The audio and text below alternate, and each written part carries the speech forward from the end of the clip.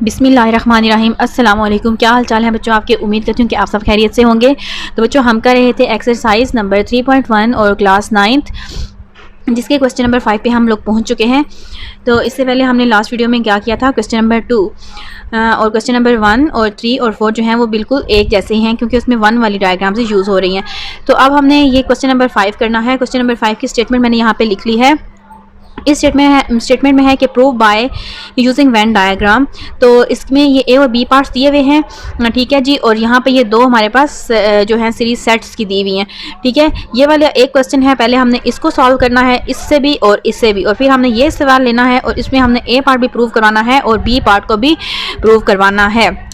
तो बच्चों अब हमने ये, अब मैंने आपको पहले लास्ट वीडियो में बताया था कि आप लोगों ने ना वेन डायग्राम बनानी सीखनी है सबसे पहले। तो अब हम क्योंकि ये 1 वाला कर रहे हैं, 1 वाला ये वाला, तो हमने यहाँ पे मैंने 1 लिखा हुआ है और ये पार्ट ए भी लिखा हुआ है, ठीक है। तो अब आपने देखना है कि इसमें अब इस सेट में क्या है, 0 और 1 2 3 है। इस सेट में क्या है, 0 1 2 3, और इसमें क्या है 2 3 4 और 5। मतलब कि जो P और Q है, इसमें क्या कोई ऐसा एलिमेंट है जो कि कॉमन हो। 2 और 3, 2 इधर भी है और इधर भी है, ये दोनों इसमें कॉमन आ गया, और 3 इधर भी है और इधर भी। ये एलिमेंट ऐसे हैं जो P और Q दोनों में कॉमन है। मतलब कि ये तो बात अब यहाँ से हमें पक्की पता चल गई है कि P और Q हमने ओवरलैपिंग सेट बनवाने हैं, जिसमें कुछ एरिया कॉमन भी होता है। और इसके बाद बच्चों हमने अब ये इसको R को देखते हैं। अब जो R है, R में क्या है, 5 6 7 8 9। तो ये वाले जो इसके जो सारे एलिमेंट्स हैं, क्या ये इसमें या इसमें हैं? इसमें तो पक्की बात है कि नहीं है, क्योंकि ये तो 3 पे ख़त्म हो रहा है और ये 5 से स्टार्ट हो रहे हैं। अब हम इसमें चेक कर लेते हैं। तो जी हाँ, 5 इधर भी है, इधर भी, और 6 इधर भी है और इधर भी। तो Q और R दोनों एक दूसरे के ऊपर ओवरलैप करेंगे, P और Q ओवरलैप करेंगे और फिर Q और R ओवरलैप करेंगे। तो अब हमने इसकी डायग्राम ऐसे बनानी है, ठीक है। थोड़ी हमने ये नीट सी बनानी है। यहाँ पर हम बनाते हैं जी पी सेट, और इधर इन दोनों में कुछ कॉमन एलिमेंट्स हैं, तो इसलिए हमारे Q इसके ऊपर आ गया है थोड़ा सा, और फिर Q और R जो है ये हमारे पास है P और ये हमारे पास है Q, और R में भी और Q में 5 और 6 कॉमन है, तो ये भी इसके ऊपर ही थोड़ा सा आएगा इस तरह से। तो ये हमारे पास क्या हो गया, R, ठीक है बच्चों। अब आपको वेन डायग्राम बनाना, ऐसे आप लोगों ने इसका पता लगाना है कि वेन डायग्राम ऐसे बनती होती है। तो अब हम इनके एलिमेंट्स भी लिख लेते हैं, ये बड़ा मज़े का काम है। अब एलिमेंट्स पता है कैसे लिखेंगे, ये है P और Q, और आप यहाँ से देखें कि कौन से एलिमेंट ऐसे हैं जो P में भी हैं और Q में भी। तो मैंने पहले टिक लगाया हुआ था, 2 और 3 दोनों में है, तो ये P और Q का मुश्तरका हिस्सा है इकट्ठा। तो 2 और 3 दोनों के इकट्ठे हैं, तो वो हम यहाँ पे लिख देंगे। अब इस 2 और 3 के अलावा P में क्या बचा है, 0 और 1, और अब इस 2 और 3 के अलावा Q में क्या बचा है, 4 5 एंड 6। लेकिन अब आपने एक बात ध्यान रखनी है कि यहाँ से आगे भी आपने देखना है, ये जो 5 और 6 है ना बच्चों, 5 और 6 ये R के भी हैं। तो इस 5 और 6 को फिर हमने R में भी लाना है और Q में भी लाना है। तो 5 और 6 क्योंकि Q में भी है और R में भी, इसलिए उनका जो इकट्ठा हिस्सा है, जो इकट्ठी उन दोनों की जगह है, हम उसको उधर लिख देंगे 5 और 6 को। अब इस 5 और 6 के अलावा Q के पास 2 और 3 था, वो यहाँ पे लिखा गया है, और इस 5 और 6 के अलावा जो सिर्फ एलिमेंट Q के पास है, जो ना R के पास है और ना ही P के पास, वो सिर्फ Q के अंदर इधर अकेला आ जाएगा 4। और इस 5 और 6 के अलावा अब हमारे पास R में क्या बचे हैं, 7 8 9, उनको हम इधर लिख लेंगे 7 8 9। तो ये बड़ा मज़े का काम है, ये हमने अपने वेन डायग्राम बनाई है इनकी मदद से, इनको देखते हुए गौर करते हुए ये बना लिया, ठीक है। अब हमने यही डायग्राम इधर भी बनानी है, क्योंकि इधर हम लेफ्ट हैंड साइड को सॉल्व करेंगे और इधर हम करेंगे जी राइट हैंड साइड को सॉल्व। तो ये ही अब हमने एक दफ़ा बस आपने इसको सही गौर से समझ के और बनाना है, क्योंकि यही दोबारा आगे भी बनती है, ठीक है जी।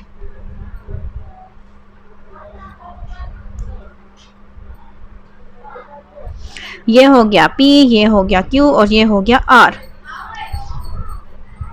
इसमें क्या था, 0 1 2 और 3, इसमें 4, इसमें 5 और 6, और यहाँ पर 7 8 9। अब हम बच्चों यहाँ पे अपनी सॉल्व करते हैं right hand side, sorry left hand side. Left hand side में इसमें क्या है, इस साइड पे P और union Q, P union Q, P ये है और Q ये है, और इन दोनों का यूनियन लेना है, और यूनियन में सारा आ जाता है, जहाँ पे जहाँ तक P और Q का सर्कल जा रहा है, यूनियन में वो सारा आ जाएगा। ये P और Q भी इसके साथ ही है, तो ये इसमें कोई मुश्किल बात नहीं है, यहाँ तक जा रहा है जी Q का सर्कल।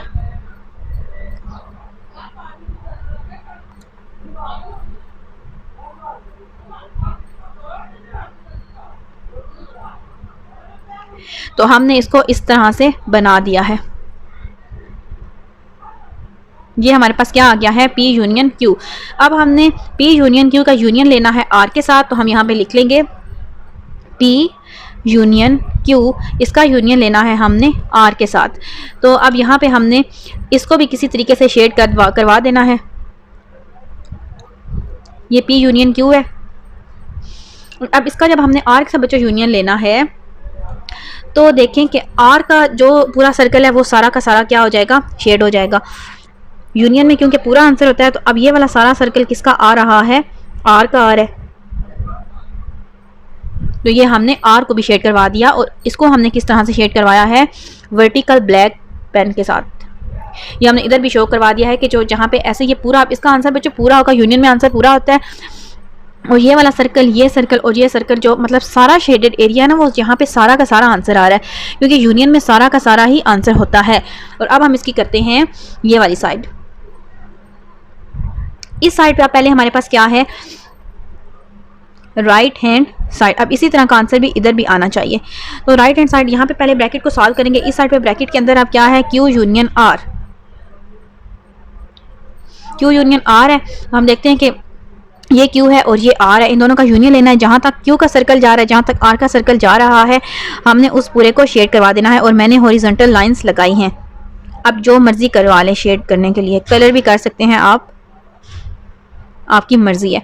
तो यहाँ पे अब मैंने बताना है कि डायग्राम में Q यूनियन R को कौन सी चीज़ रिप्रेजेंट कर रही है, हॉरिजॉन्टल लाइंस। और अब हमने क्या करना है, Q यूनियन R का यूनियन लेना है दोबारा से P के साथ। हम यहाँ पे लिख देंगे P यूनियन और Q यूनियन R। ठीक है बच्चों। और अब यूनियन में क्योंकि सारा आंसर होता है, तो हमने ये पीछे वाला, ये अब Q यूनियन R की जो लाइंस थी वो मैंने लगाई है हॉरिजॉन्टल लाइंस।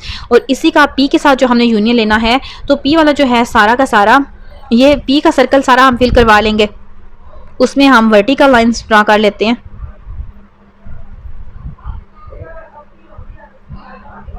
ये हमने उसमें लगा ली है वर्टिकल लाइंस। तो इधर हमने ये भी बताना है कि जो Q यूनियन R का यूनियन P के साथ लिया है, वहाँ पर वर्टिकल लाइन है।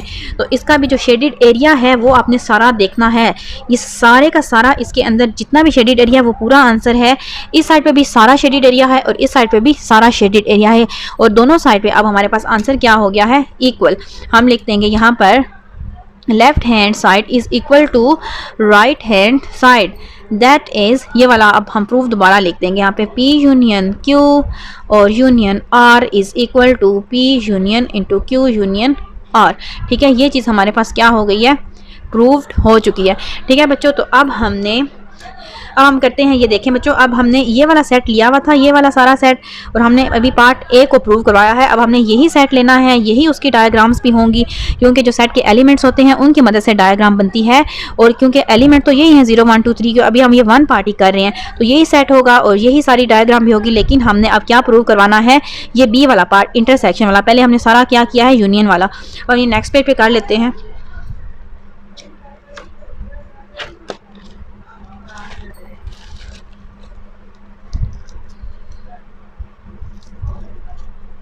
तो बच्चों इधर हम लिख लेते हैं P intersection Q intersection R, P intersection Q intersection R, P और Q ब्रैकेट में हैं, और इसके बाद आगे है G, P बाहर है और Q और R इंटरसेक्शन में। Q इंटरसेक्शन R हैं जी ब्रैकेट में। अब वही वाली बच्चों हमने डायग्राम दोबारा से बना लेनी है। तो पहले हम जल्दी से जो है ना वो इसकी डायग्राम ऐसे बना लेते हैं, क्योंकि इनमें टाइम बहुत ज़्यादा जो होता है ना, वीडियो काफ़ी लंबी हो जाती है इनकी वजह से, ये बनाते बनाते। तो ये हमारा U यूनिवर्सल सेट है, वही वाली डायग्राम्स बनेंगी।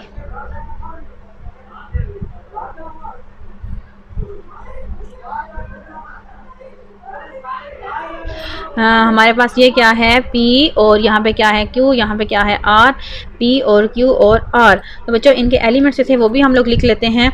एलिमेंट्स इनके क्या थे 0 1 2 3 4, 0 1 2 और 3 और 4, और यहाँ पे क्या था बीच में 5 और 6 7 8 9, 5 6 एंड 7 8 9। यहाँ पे भी 0 1 और 2 3 और 4 और 5 एंड 6। बच्चों ये देखा आप कितना ये आसान है, आपने एक दफ़ा बस इसको समझ लेना है कि इसकी इवेंट डायग्राम कैसे बनेगी, उसके बाद आपके लिए मुश्किल नहीं है, आप वही सारा दोबारा से हम लोग लिख रहे हैं, सिर्फ इस ऑपरेशन में डिफरेंस आता है। बच्चों अब हमने यहाँ पे लेफ्ट हैंड साइड को सॉल्व करना है, ठीक है जी। लेफ्ट हैंड साइड, तो लेफ्ट हैंड साइड में अब यहाँ पे क्या आ रहा है, सबसे पहले हमारे पास P इंटरसेक्शन Q है। क्या है P इंटरसेक्शन Q। तो अब बच्चों यहाँ पे आप देखें, आपने P और Q जो है आपके पास, वो जिधर आपको नज़र आ रहा है आपने उसके कॉमन एरिया को शेड करवाना है P इंटरसेक्शन Q में। तो यहाँ पे बच्चों अब ये वाला है जी हमारे पास, बच्चों ये है हमारे पास P और ये Q, इन दोनों का इंटरसेक्शन में ये वाला एरिया कॉमन आ रहा है, तो हम इसको हॉरिजॉन्टल रेड लाइन के साथ हमने शेड करवा दिया। और हमने यहाँ पे बता देना है कि P इंटरसेक्शन Q को हमने किस तरह से शेड करवाया है, हमने हॉरिजॉन्टल रेड लाइंस के साथ उसको शेड करवाया। और अब आगे हमने क्या करना है बच्चों, P इंटरसेक्शन Q का हमने इंटरसेक्शन लेना है जी R के साथ, ठीक है, R के साथ। ये P इंटरसेक्शन Q है और ये वाला R का एलिमेंट है, तो इन दोनों में क्या कुछ कॉमन एरिया है या नहीं, आप खुद बताएं कि ये P इंटरसेक्शन Q है और R का जो सेट है सारा सर्कल वो इधर है, तो इन दोनों में तो कोई भी कॉमन पार्ट नहीं है, तो लिहाजा इसका आंसर फिर हम लोगों ने क्या लिख देना है, एम्प्टी सेट, ठीक है, no shaded area, because no shaded area. अब हम इसकी राइट हैंड साइड सॉल्व कर लेते हैं, और राइट हैंड साइड में भी अब आंसर क्या आना चाहिए, यकीनन एम्प्टी सेट ही आंसर आना चाहिए, तभी हमारा क्वेश्चन ठीक होगा। अब हम इधर ब्रैकेट को पहले सॉल्व करेंगे। यहाँ पे ब्रैकेट में क्या है, Q इंटरसेक्शन R है, Q इंटरसेक्शन R। अब हम इस डायग्राम में देखते हैं कि Q और R किधर पाए जाते हैं इकट्ठा। Q और R का, ये Q है ये R है, और इनका जो शेडेड एरिया कॉमन है वो ये आ रहा है। ये हम यहाँ पे बता देते हैं कि Q और इंटरसेक्शन R को हमने किस तरह से रिप्रेजेंट किया है, हॉरिजॉन्टल रेड लाइंस के साथ। और अब इसके बाद क्या है, ब्रैकेट के बाहर P का इंटरसेक्शन, P इंटरसेक्शन और Q इंटरसेक्शन R। तो बच्चों यहाँ से आप देखें कि ये Q इंटरसेक्शन R है, और ये वाला जो सारा सेट है सर्कल, ये किसका है, P का। और इसके इंटरसेक्शन में और P में क्या कोई कॉमन एरिया है या नहीं, तो जाहिर बात है नहीं है, क्योंकि P तो इतना दूर है और R यहाँ पे है, तो इसलिए इसका आंसर भी क्या आ जाएगा, empty set, empty set, because no shaded part या शेडेड एरिया। ठीक है बच्चों, ये अब हमारा इसका पार्ट भी कंप्लीट हो गया है। ठीक है बच्चों, तो अब हमने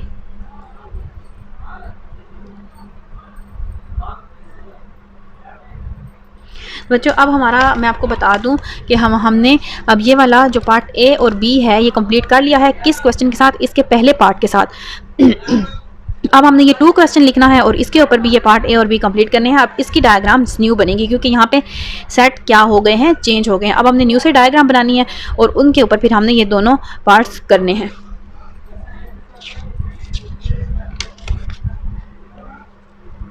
तो बच्चों हम यहाँ पे लिख लेते हैं पार्ट जो 2 है इसके। अब मुझे सेट भी यहाँ पे दोबारा से लिखने पड़ेंगे।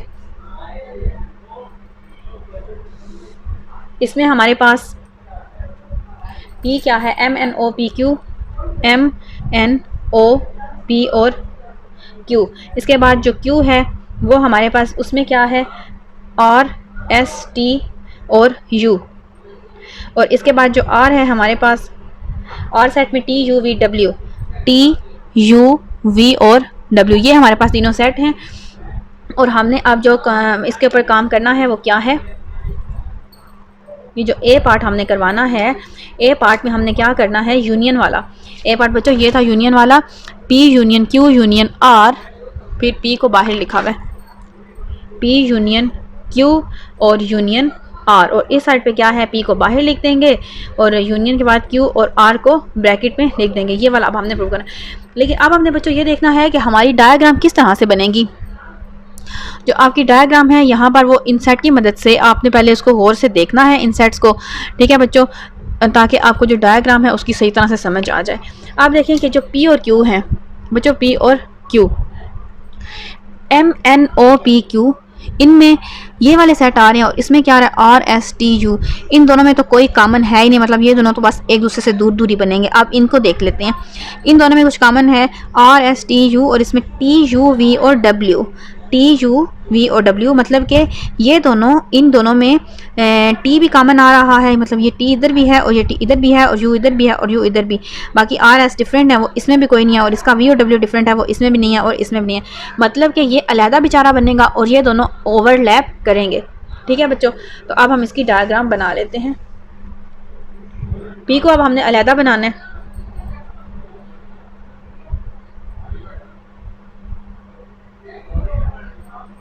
यहाँ पे हम लोग सॉल्व करेंगे राइट हैंड साइड और इधर हम लोग सॉल्व करेंगे लेफ्ट हैंड साइड। तो हमने अब इधर बनाना है। अब P जो है ना, P ये अलहदा बनेगा, ठीक है।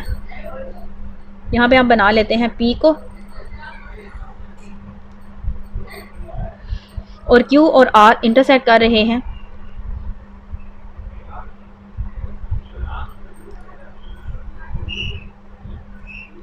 ये आ गया है हमारे पास Q और ये वाला R, और ये Q है और ये R Q। अब हम इसके बीच में एलिमेंट्स लिख लेते हैं। अब जो एलिमेंट्स हैं हमारे पास, वो हमारे पास P में सारे अलहदा से हैं, MNOPQ। और अब देखें कि Q और R में जो दोनों में एक जैसे एलिमेंट्स हैं, पहले वो इस इकट्ठे वाले हिस्से में हम लोग लिख लेते हैं। T और U जो है Q का भी है और R का भी, और T और U इधर आ जाएगा। T और U के अलावा Q में क्या बचा, R और S, R और S हमने इधर लिख लिया। और T और U के अलावा R वाले सेट में क्या बचा है, V और W, V और W, और इधर भी यही बनेगी यकीनन। तो यहाँ पे हमने ये भी लिख लिया है, यहाँ पे हमने RS लिख लिया, यहाँ पे हमने T और U लिख लिया, इधर V और W। अब हमने यहाँ पे सॉल्व करनी है जी अपनी left hand side. Left hand side में पहले ब्रैकेट को सॉल्व करेंगे। ब्रैकेट में क्या है, P यूनियन Q है ब्रैकेट में, और यहाँ पे ये P है और ये क्या है, Q। और P और Q का हमने यूनियन लेना है। तो जहाँ पे P है और जहाँ पे Q है, हम उनकी सारे सर्कल को शेड करवा देंगे। और ये Q है, Q यहाँ तक आ रहा है इसका सर्कल। तो ये हमने क्या बना दिया है, यहाँ पे हमने बना दिया है जी P यूनियन Q, ठीक है। अब हमने P यूनियन Q का यूनियन लेना है R के साथ, हम वो यहाँ पे लिख देते हैं P और यूनियन Q, इसका हमने यूनियन लेना है R के साथ। यूनियन में मैंने आपको पहले भी बताया कि सारा का सारा जो होता है वो आंसर होता है। तो P यूनियन Q को पहले हमने किसके साथ रिप्रेजेंट करवाया हुआ है, रेड हॉरिजॉन्टल लाइंस के साथ। अब R जो है, R जहाँ पे R है वहाँ तक इसका क्या चला जाएगा, शेडेड एरिया। अब उसको हम किसी ब्लू पेन के साथ चलें करवा लेते हैं। ये R है, जितने तक R का सर्कल है उसको सारा हमने शेड करवा देना है ये। और इधर भी हम बता देंगे कि जो P यूनियन Q का यूनियन R के साथ लिया है, उसको हमने ब्लू लाइन के साथ, वर्टिकल लाइंस के साथ शेड करवाया। तो ये सारा यूनियन में सारा आंसर होता है। तो ये जो सारा शेडेड एरिया है, ये सारा का सारा इसका आंसर है। इस साइड पे भी यही आना चाहिए। तो इस साइड पे अब हमारे पास राइट हैंड साइड में ब्रैकेट में क्या है, सबसे पहले राइट हैंड साइड में ब्रैकेट में है जी हमारे पास पहले Q और union R। Q union R आपको किधर दिखाई दे रहा है, ये Q है और ये R है। यूनियन हमने इसका करना है। तो अब हमने इसकी सारी जो है सारा Q यूनियन R, इसको हमने क्या करवा देना है, शेड, क्योंकि यूनियन में सारा शेडेड एरिया हो जाता है। ये आ गया। और साथ में हम यहाँ पे बता देंगे कि हमने ब्लैक हॉरिजॉन्टल लाइन से रिप्रेजेंट करवाया है Q यूनियन R को। अब Q यूनियन R का हमने यूनियन लेना है P के साथ, P यूनियन और Q यूनियन R, ठीक है जी। Q यूनियन, अब देखिए P का, इस पूरे के साथ हमने P का यूनियन लेना है। तो जहाँ पे P है उधर हम लाइंस लगा लेते हैं, ठीक है। पहले हमने हॉरिजॉन्टल लगाई है, उसको डिफरेंट करने के लिए हम लोग वर्टिकल लाइंस यूज़ कर लेते हैं। ये आ गया। और साथ में अब हमने ये इधर बताना है, Q यूनियन R को हमने हॉरिजॉन्टल ब्लैक लाइंस के साथ रिप्रेजेंट करवाया है, और साथ में जब P का उसके साथ यूनियन लिया है और वहाँ पे हमने वर्टिकल ब्लैक लाइंस लगाई हैं, ठीक है। अब देखें कि यूनियन में सारे का सारा आंसर होता है। इस साइड पे भी ये भी इसका आंसर है और ये वाला भी यूनियन है क्योंकि, और इस साइड पे ये भी सर्कल और ये भी सर्कल इसका आंसर है। तो शेडेड एरिया, दोनों में शेडेड एरिया की शेप जो है वो सारी एक जैसी है, तो लिहाजा इसका ये आंसर होगा। यहाँ पे आप लोग आगे फिर वही लिखते कि left hand side is equal to right hand side. ठीक है, आगे आप लोगों ने ये प्रूफ दोबारा लिख देना, ये वाला प्रूफ। ठीक है, अब तो बच्चों अब हम चलते हैं इसके पार्ट बी की तरफ। ये है जी इसका पार्ट बी। पार्ट बी में कुछ भी नहीं है, जहाँ पे यूनियन है वहाँ पे क्या आ जाएगा, इंटरसेक्शन। ठीक है जी, तो हम अब लिख लेते हैं P इंटरसेक्शन Q और intersection R is equal to, P को बाहर लिख लिया, इंटरसेक्शन और Q इंटरसेक्शन R। ठीक है बच्चों, अब तो कोई घबराने वाली बात नहीं है, क्योंकि डायग्राम्स तो यही होंगे फिर दोबारा से।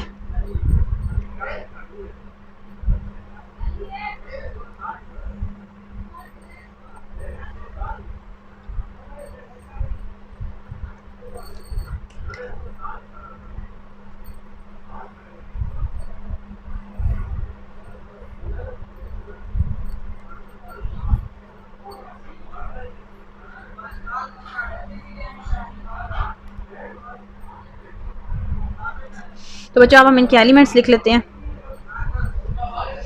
एलिमेंट्स भी वही हैं। ठीक है, इसमें P में क्या था, M N O P और Q, और इसमें क्या था R और S, यहाँ पे क्या था T और U, और यहाँ पे V और W, यहाँ पे भी M N O P और Q, और इसमें R और S, यहाँ पे T और U, और यहाँ पे V और W। अब हमने इंटरसेक्शन को सॉल्व करना है, तो इंटरसेक्शन में जो है वो हमारे पास से पहले क्या है, ब्रैकेट को सॉल्व करना है। ये लेफ्ट हैंड साइड हमने ले ली है। लेफ्ट हैंड साइड के अंदर ब्रैकेट में पहले क्या है, P इंटरसेक्शन Q है। तो यहाँ से बच्चों देखें, ये P है और ये वाला क्या है, Q। इनके इंटरसेक्शन में कुछ भी कॉमन नहीं है, तो लिहाजा हमारा यहाँ पर आंसर क्या होगा, हमारा आंसर होगा एम्प्टी सेट। ठीक है बच्चों, इसका आंसर हमारे पास क्या होगा, एम्प्टी सेट।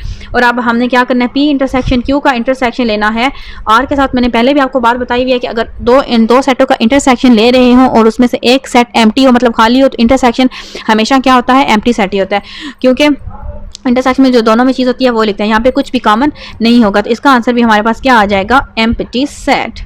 ठीक है, बिकॉज नो शेडिड एरिया। ठीक है, इसका आंसर भी हमारे पास क्या आ जाएगा, एम्प्टी सेट ही आ जाएगा। अब इस तरफ हम देखते हैं राइट हैंड साइड में। राइट हैंड साइड में हमारे पास ब्रैकेट के अंदर पहले क्या है, Q इंटरसेक्शन R है। तो Q इंटरसेक्शन R को हम लोग पहले सॉल्व कर लेते हैं। ये Q है और ये R है, इनके इंटरसेक्शन में ये वाला पार्ट जो है, ये पार्ट हमारे पास कॉमन आ रहा है। तो हम यहाँ पर लिख लेते हैं, ये वाला हॉरिजॉन्टल लाइंस किसको रिप्रेजेंट कर रही हैं, Q इंटरसेक्शन R को। तो बच्चों इसके बाद क्या है, इसके बाद ये है कि P का हमने इंटरसेक्शन लेना है Q इंटरसेक्शन R के साथ। अब हम ये वाला है जी Q इंटरसेक्शन R का आंसर, और ये है P। अब इसमें और इसमें कुछ कॉमन है नहीं है यकीनन, तो इसका आंसर भी क्या आ जाएगा, हमने यहाँ पे क्या लिखना है, एम्प्टी सेट। ठीक है, बिकॉज नो शेडिड एरिया। ठीक है, इसके साथ ही हमारा ये जो क्वेश्चन नंबर क्या है, 5 है, ये क्या हो गया है, कंप्लीट हो गया। बच्चों मैं आपको यहाँ से एक बात बताती चलूँ कि इस चीज़ की बच्चों को समझ नहीं आती कि वो ये सोचते हैं कि वहाँ पे अब ये सेम कैसे हो गया, इधर तो ये शेडिड एरिया आया हुआ है, तो ये चीज़ सेम कैसे हो गई है। तो बच्चों यहाँ पे ये होता है कि आप ये देखें कि हमने जो फाइनल आंसर है ना उसको देखना होता है।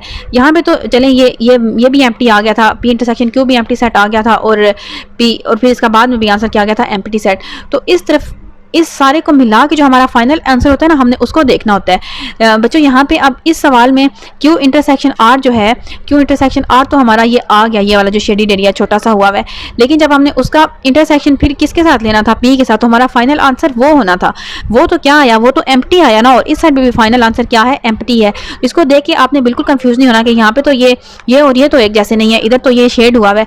हमने अपने फाइनल वाले आंसर को देखना है। फाइनल वाला आंसर यहाँ पे भी एम्प्टी सेट है और यहाँ पे भी एम्प्टी सेट है। इसका मतलब होता है कि दोनों साइड पे हमारे जो आंसर है वो इक्वल आ गया है। इसका left hand side is equal to right hand side. आखिर में आपने यही प्रूफ वाली लाइन दोबारा उठा के लिख देनी है। तो बच्चों अब हमारा ये वाला क्वेश्चन कंप्लीट हो गया है। अब हम मिलते हैं नेक्स्ट वीडियो के अंदर क्वेश्चन नंबर 6 और 7 के साथ। थैंक यू बच्चों, अल्लाह हाफिज़।